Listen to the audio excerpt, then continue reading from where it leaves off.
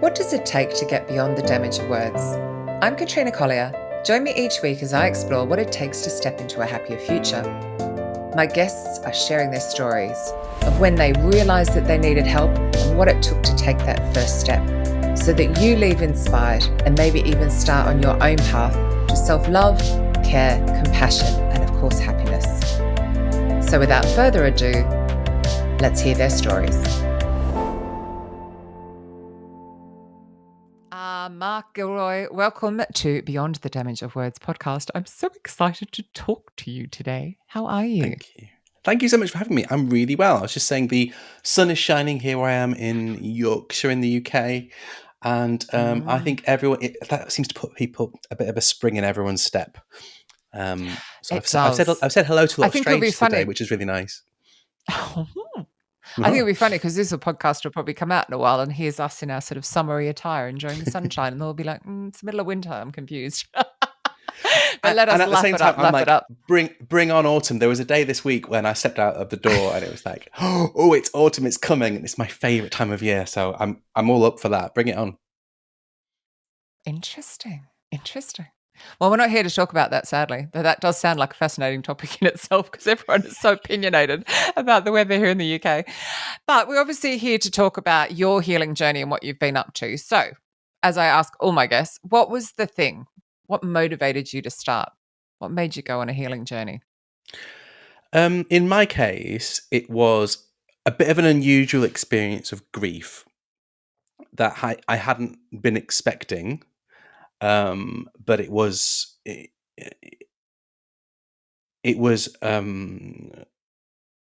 probably an experience that a lot of your listeners sadly will have either known someone else experience or maybe experienced themselves. And it was miscarriage that took place. I think so too. I think the current statistics are like 1 in 3, which is absolutely crazy that it isn't talked about enough. High. Yeah. I wonder if that goes. No, don't say that, Katrina. I was going to go back to that's because the things that are focused on tend to be male things, because medical profession has always been male, hasn't it? Up until this point, like things like the menopause as well, isn't it? Let's not talk about it. So, wow. So tell me more. What happened? Well, obviously miscarriage. A miscarriage happened. Yeah. and hey, before I get into that, I didn't mean to laugh, but it was my stupidity at saying that. Well, it did. It happened. It happened. Why did I just say that? Yeah. And I don't edit this podcast, that's staying in. And actually, I did it. Before I get into any of this, I wanted to make it super clear, particularly given the point you just mentioned about male doctors and the patriarchy in general. I didn't want this to come across as me turning up and saying, "Oh, hey, this is a really male thing, and we should talk about this because it is a male thing, by the way, and it's a real thing that actual males actually experience." And what a terrible, dreadful thing to experience from a male perspective. I don't. I wanted to be really clear that is not the reason I thought this would be something that we could talk about, but moreover, you wouldn't be here if I thought that's what you were going to talk about. Sure. I know you well enough to have not done that. I mean, although I have sadly had a lot of female friends who've gone through this as well. Obviously, my partner, my wife did. I cannot possibly begin to comprehend the level of the kind of physical and mental and psychological and emotional trauma that happens from a woman's perspective, and I don't even want to begin to guess what that must be like or have been like. Only that if it has happened to you, or you know someone that's happened to, I'm really, really sorry. So what happened was the question. So we're probably going to go back about 6-7 years. We've been trying for a little while to start a family. It was something we both really, really wanted, and actually it just hadn't happened. We've been trying for a while, and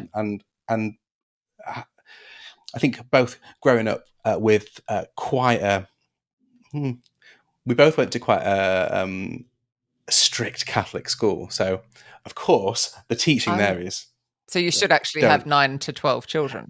exactly, absolutely. The minute you start Yeah, getting into it's any of that, indoctrinated. it's like yeah, Yeah. or in our case, don't do it. Don't do it because there'll be guilt. Um, Oh, I see. So beware it's the either guilt. extreme. Yeah. Love it. So of course our model for all of that was okay when we start trying it'll be something that comes really easily and it'll be a really smooth journey, of course, and it wasn't so but by the time we got to the point Yeah. where actually there was a positive pregnancy test and there was all of that amazing kind of hope and planning and imagining the future, Yeah. neither one of us had even considered that this might happen or this could happen, although it had happened to people that had been close to us, over the past years. And yeah, I think there was a when it became clear that things weren't quite right. I wasn't actually there. I was working away, and I got a phone call to say, listen, I think there's a bit of a problem here. You need to get back home as soon as you can, which I did, and we ended up, I think, in Okay. hospital the following day. Um, and I'll come back to that in a second about what actually happened in the Yeah. hospital. But it was made very clear that actually there there was a problem, and it was what is known as a miscarriage. So it's when the body is actually Okay. behaving as if it's What's a pregnant. missed? Yeah, it's kind of, well, my understanding anyway of having looked into it is that the body, the pregnancy actually fails really early, but the body continues behaving as if it's pregnant. So all of the usual Oh, stuff that was sounds happening. cruel. So yeah, there was That's just cruel. there was Gosh. yeah, there's a lot of physical stuff to kind of contend with there from my partner's side, but also there was a lot of the kind of the mental and emotional stuff to process, um, Yeah. and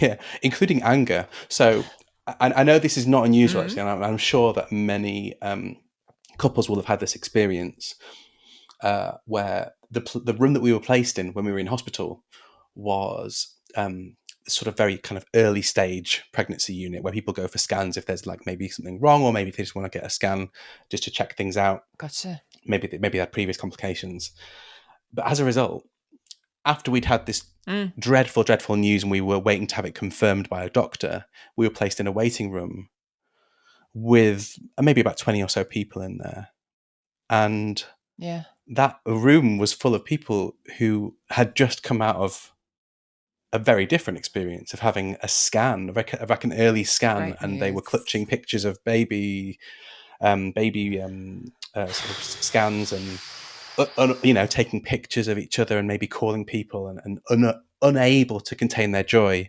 And I was absolutely furious with the whole situation. Obviously, I couldn't blame them, but I think starting, that it was already an experience of loss, and it's natural to feel anger when you lose something, but that just compounded so much, and I think it could have been so easily It's avoided. that exactly. It's that not thinking through. So someone just needed a separate room for those who are grieving from those who are rejoicing, literally a separate room.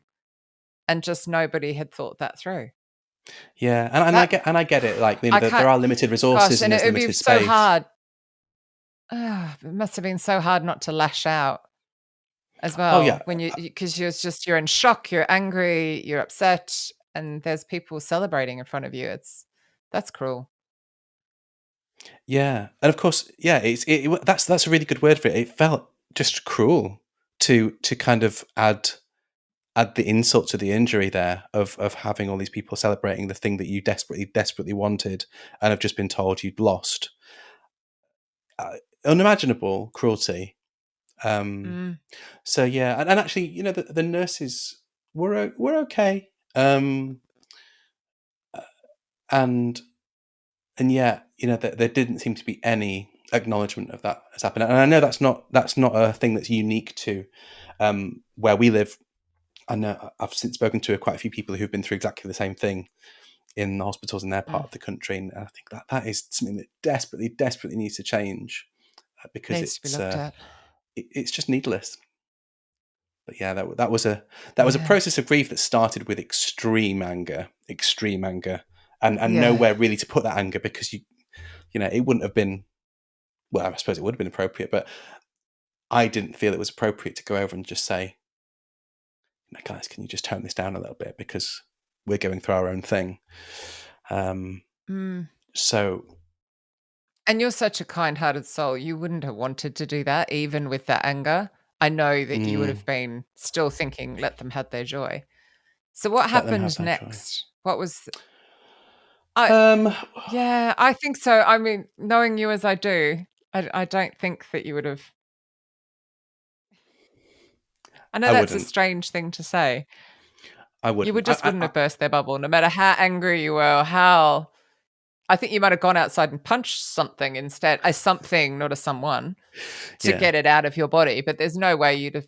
You just wouldn't. It's just not in your nature. yeah. I think But it's actually, just thinking, putting people in that situation who perhaps are a lot more broken, then they probably would lash out at somebody in that joyous situation and burst that bubble yeah. for them. So I'm really that's surprised that another that hasn't reason for happened. separate rooms. Yeah, so separate rooms. Yeah. It doesn't need to be anything fancy, but I think separate rooms is a really good idea, because people are processing so much stuff, and it's so kind of like the whole room was charged with emotion, because we clearly weren't the only couple in there who had bad news that day. It wasn't just us, and Yeah. you could, as you were looking around this room, you could just see it on people's faces. It wasn't, they didn't need to say anything. It was very, very It's clear got to that be traumatizing. it absolutely was. S Again, totally needlessly, kind mm, of twisting the knife a little.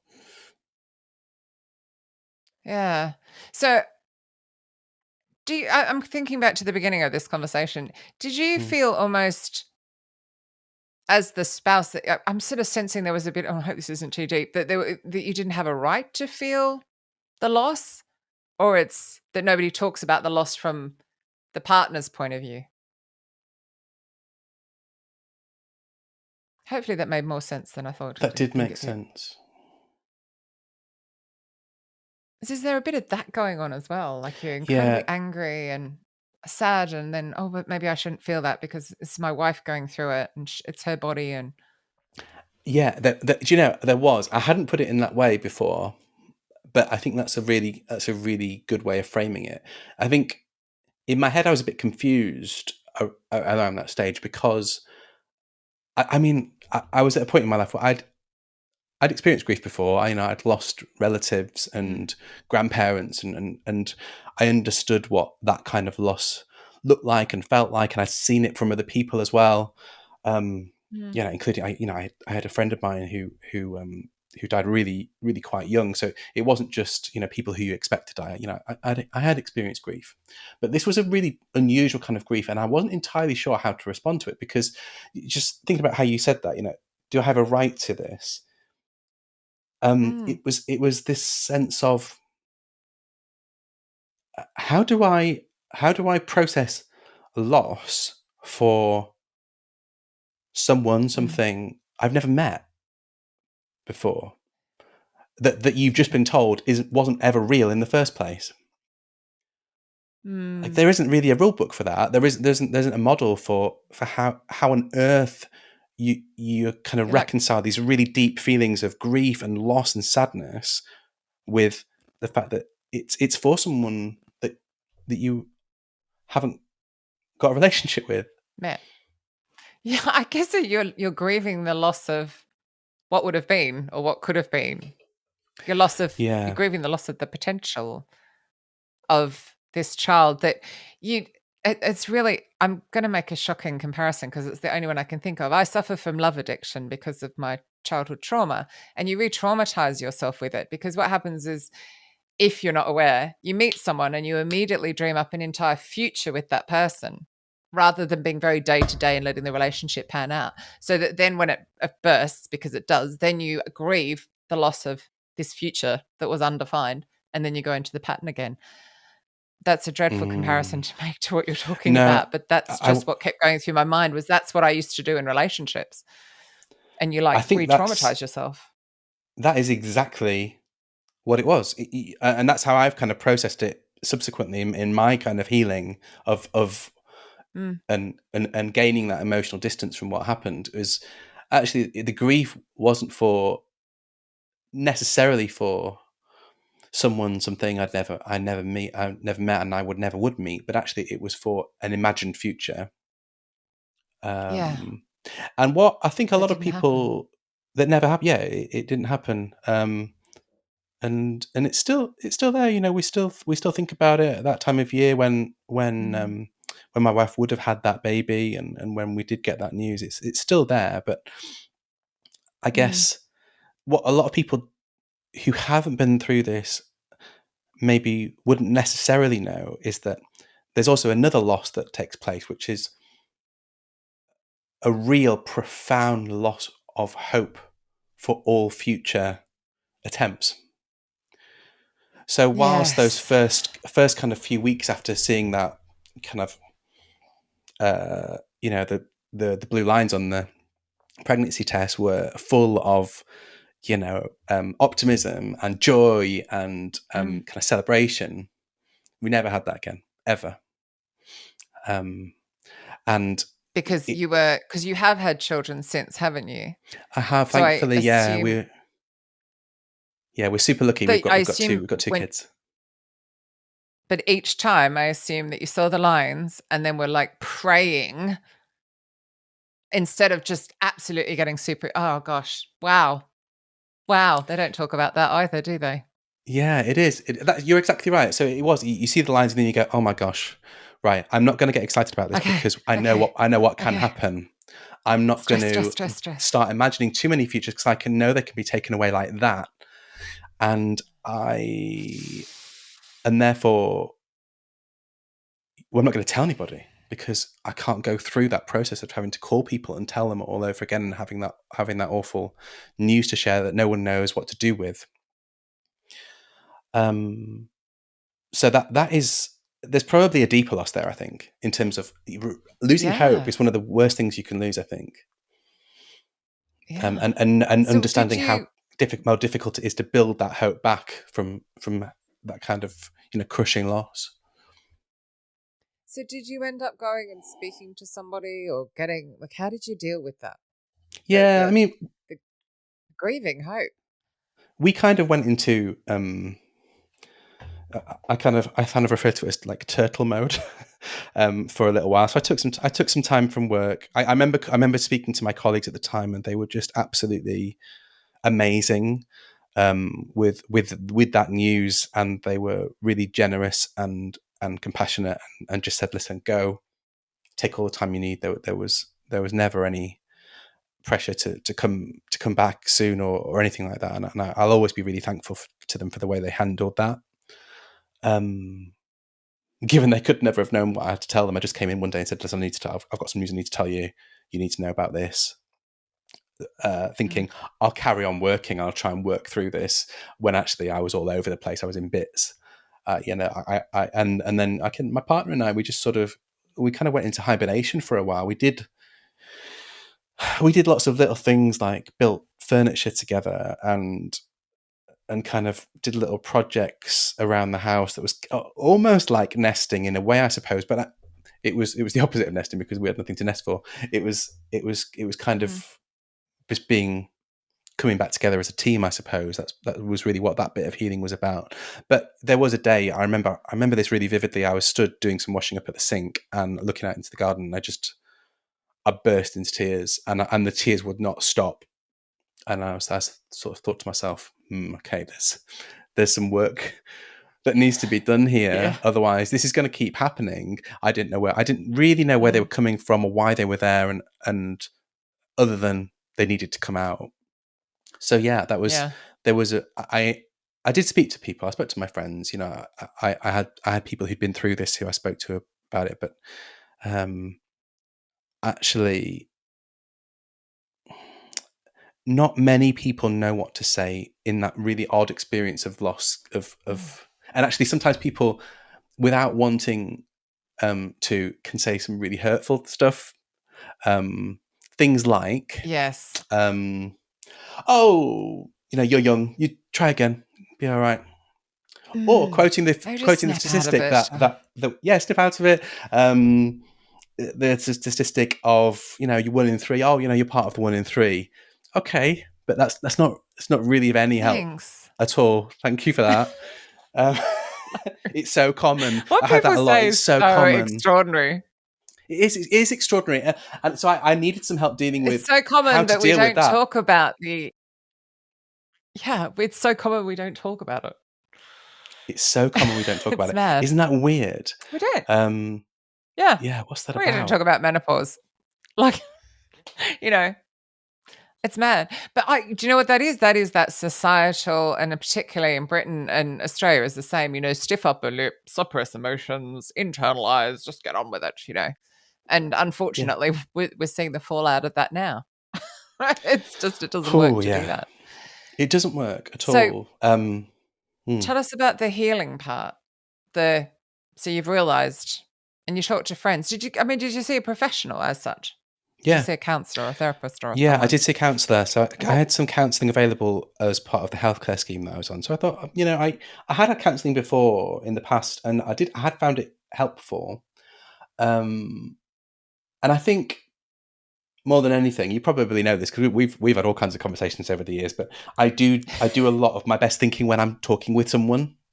So I thought this Yeah. might, quite naively, this might be one way to do it. Particularly someone who wasn't had no skin in the game, so to speak. Just Mm, yeah. uh, who wasn't a friend or a family member or my wife or or anyone else or a colleague.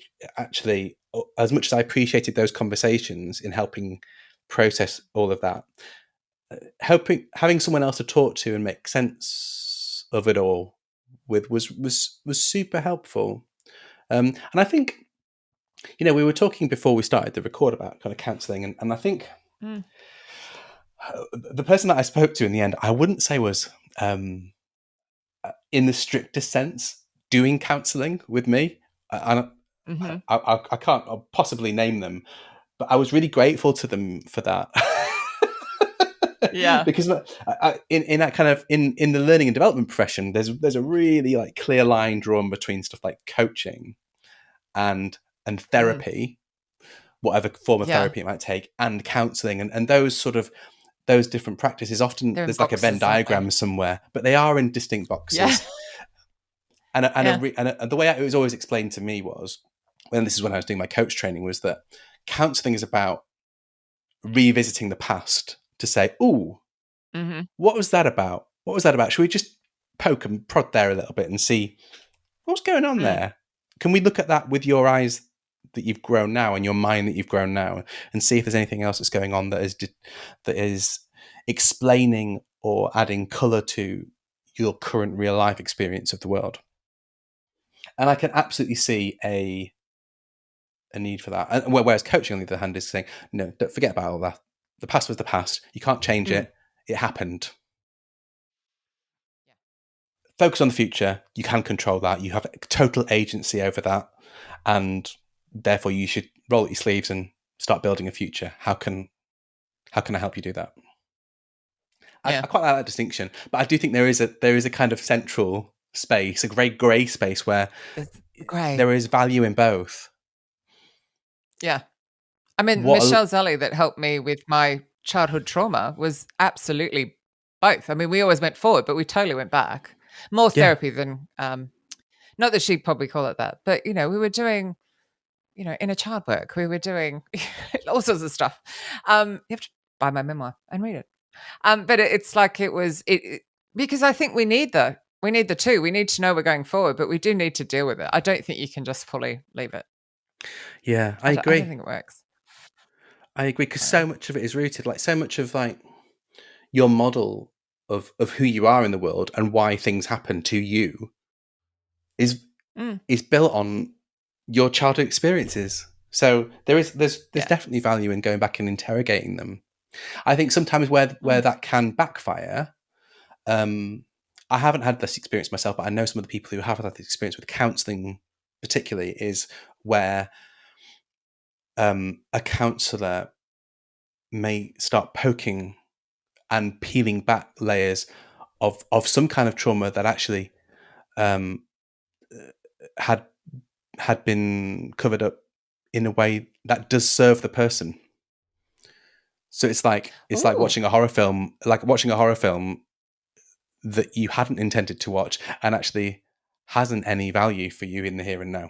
Your mind's protected you from it wow, for a particular reason that doesn't need processing in the here and now. I'm trying to think of an example of that which wouldn't interesting.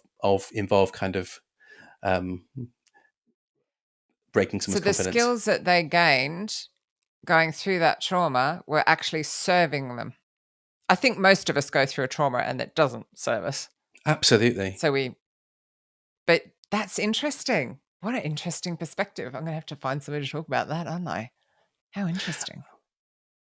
So I'm not going to use a But I specific guess my example, only but can concern you would see what I be, mean by that? yeah, I think my only fear would be I hope that doesn't put people off. Because if you feel unhappy and you don't have self-worth, then you do need to go back. But actually, if you're happy and you're fine and it's not, yeah, interesting. So what happened? What happened next with your stepping through that? Um, well, part of that was helping reframe why I was experiencing loss, because I was really struggling with this piece of why am I feeling so rough about this whole situation, because it wasn't my physical Oh, experience for a start. did you feel like you didn't deserve to feel that? I've just Yeah, got that in a absolutely. wave. Yeah, it was. Yeah. Oh. Why should I be feeling this? What right have I got to feel this? Why is it so profound? Why is Oh. it such a deep loss?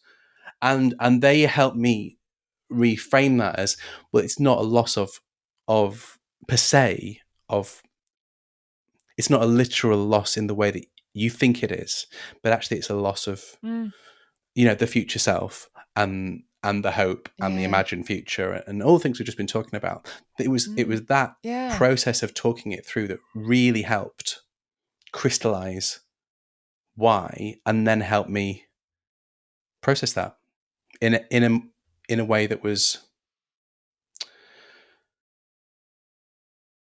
yeah, really, Healthy. really helpful. Healthy. Another thing that really, I really Mm. kind of stayed with me from that process was a question, and this is the kind of question where I think this person wasn't doing proper counselling with me, but they were actually, and it's a question I've ended up using in my coaching all the time now, 'cause I loved it. It was such a beautiful question, Uh, and it conveys so much. And it was about the anger. It was sort of processing the anger. And the question they asked me was, Mark, what are you making this mean? And it what are took me you off. making this mean? It kind of took me off Oof. guard a little bit. What are you making this mean? And the thing about it is that it wasn't a kind of victim blaming thing of saying, yeah, you're making That's a this mean something that really it tough isn't. question. It is, isn't it? It's a really kind of Yeah. chunky question. I hope nobody's allowed to ever use that towards me. That's tough. Oh my god. Mm, yeah. Um, Wow.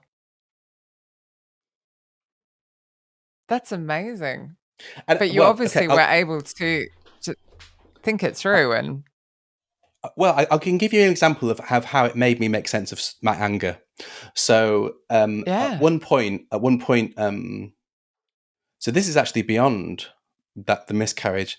Actually, my partner Mm. had become pregnant, and we were at an event, and somebody of a certain age. I wasn't around when this happened. I was told about it afterwards. Somebody of a certain age made a comment along the lines of, "Oh, are you going to keep this one then?" As in meaning Oh. the pregnancy, and it was Yeah, yeah. Yeah. it was. I mean, obviously she was Mm. devastated, Filters, and people, filters. absolutely, Holy yeah, shit. just completely like a filter. And when I heard about it, I was absolutely furious. I was so furious, and in a way, I'm glad I wasn't there, because I probably would have done something I'd regretted. Punched them. But Oh no, that yeah, was me. probably. I'd have done that. Yeah, I mean, Wow. there would have been some severe consequences for saying something like that, something so hurtful. And so, actually processing that in a counselling setting, that was a question that came up again. What are you making this mean? And of course, I made it mean what I heard, which was something incredibly hurtful, distasteful, and just ugly. Mm. I'd taken all kinds of meaning from it that it was personally directed at me and us as a unit. Whereas, Yeah. actually, knowing that person who said it, actually, what they'd probably meant and couldn't convey in words was completely different. That it was concern, and it was acknowledgement of the loss, and actually being able to just reframe it There and are go, okay, 3,000 other ways they could have said that, though. there are, there are, there are. But it is a I mean, nice I thing. think this is why I'm calling it the damage of words. So this is beyond, Yeah, because it's beyond those kind of words, isn't it? But the book, because it is the words that they said that you can remember them verbatim. I'm sure your wife can, because mm, by choosing to say those words, I mean, she possibly didn't think it through, but therefore worse. Phew, it's like barbs, isn't it? They get it. They get stuck in you. yeah, it is. Yeah, Wow. that's a really good analogy. It's like barbs; they do get stuck in you, and it's yeah. Mm. But it is Oh, something where you can. I think that whole question of what are you making this mean? What am I making this mean? yeah. Is something that you can take and do something with, because Mm, rather than just letting an experience or an emotion or a set of words wash over you, actually you can take mm, agency and say, "Right, I'm going to mm. make a choice about what meaning I infer from what this person's just said to me." And Yeah. yeah, Yeah. it might be a really negative one, and they may be genuinely have negative intent, but let's Mm, park that for just now. What else could they have meant? What yeah. extra meaning have I added on top of what they actually said to me? That's And true. I've used that thinking in It's that all taking a breath, isn't it? places. That taking a breath, realizing you're triggering, or like, believe me, I still trigger. Um, and Mm, just having that awareness of like not to react, isn't it? And to actually think that through. That's amazing. Is that yeah, the sort of thing you would say to a listener if they were sort of thinking about healing or they're on the healing journey? Is to always remember it's a that? good kind of personal mantra, and with the caveat of it's not victim blaming. If you're a victim of trauma, you're a victim of trauma, and Mm, that's yeah. valid, and your experience is valid, whatever that looks like.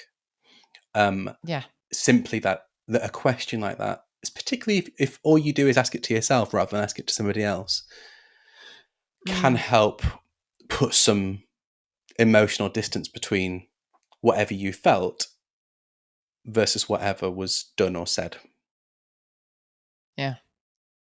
Yeah. and that is I know usually a what you mean healthy by thing. that. I've been writing about the gifts. So there are gifts Mm. from my trauma.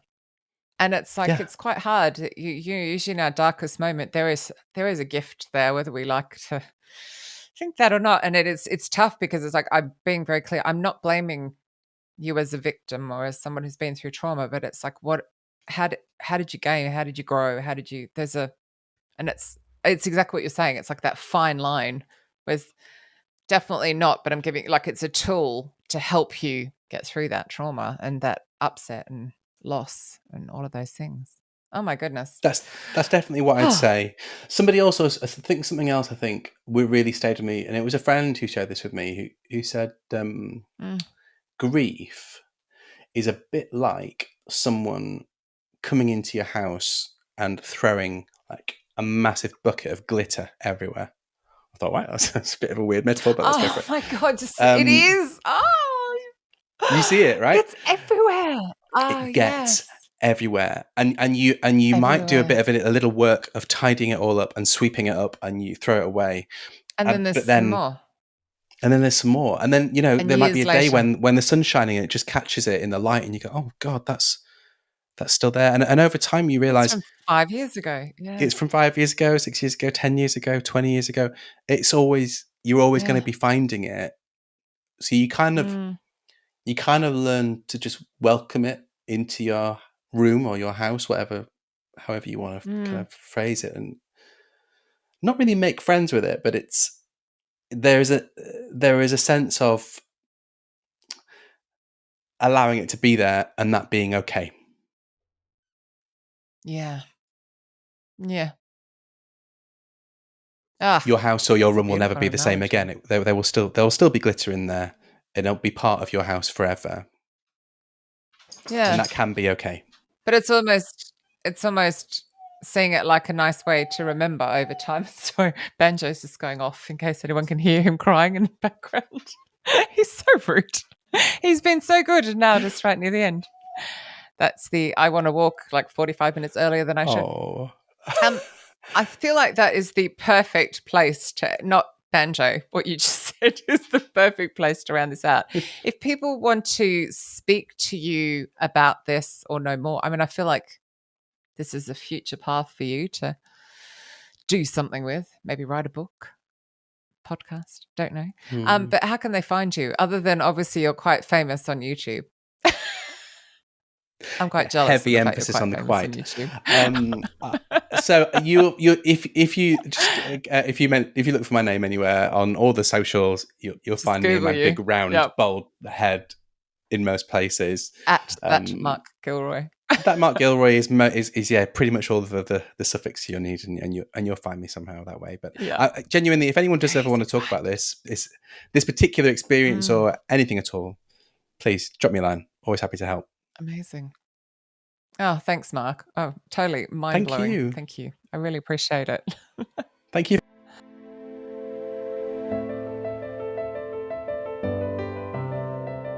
Thank you for tuning in to Beyond the Damage of Words. How brave, how vulnerable. All to inspire listeners like you to take a step or inspire others to take a step. Imagine what healing we could create if we normalize this conversation. So please pass this on and, of course, subscribe so we can do just that. Until next time, thank you.